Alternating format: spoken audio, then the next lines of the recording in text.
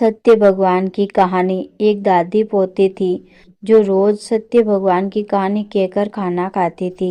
उनका ऐसा नियम रोज का था। वे रोजाना कहानी पूजा पाठ करके ही खाना खाती थी। लोटे में जल भर के फूल रखकर कहानी कहा करती थी। सत्यवान का नाम लेकर अर्घ भी देती थी। जब वे पोती ससुराल जाने लगी तो उसने खाली लोटे में जल भर के फूल रखकर दे दिया और कुछ भी नहीं दिया। वे रास्ते में चलती जाई और सोचती कि ससुराल में सब पूछेंगे कि क्या लेकर आई हैं, तो मैं क्या जवाब दूंगी। मेरे पास तो कुछ भी नहीं है। थे भगवान से प्रार्थना की, हे भगवान, मैंने आपकी पूजा श्रद्धा भाव से की है।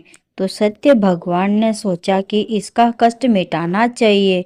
बाद में वे रास्ते में कहानी कहकर अर्घ देती तो हीरे मोती गहने का भंडार हो गया।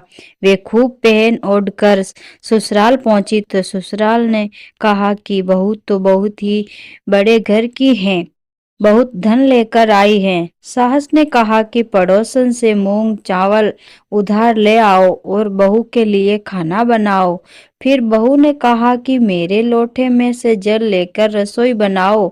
लोटे से जल लेकर रसोई बनाई तो भगवान की कृपा से वे भगोना इतना भर गया कि उबर रहे तेरे तेरे की मिठाई हो गई। तो सास ने कहा कि बहू जीम ले।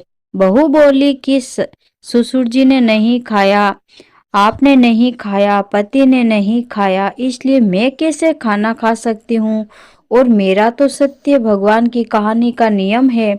तो उसने कहानी कही और सबने सुनी तो वही धन का ढेर लग गया। सासू सत्य भगवान का प्रसाद बांटने लगी तो पड़ोसन ने कहा कि अभी तो मूंग चावल उधार ले गई थी और इतनी देर में इतना सारा धन कहाँ से आया।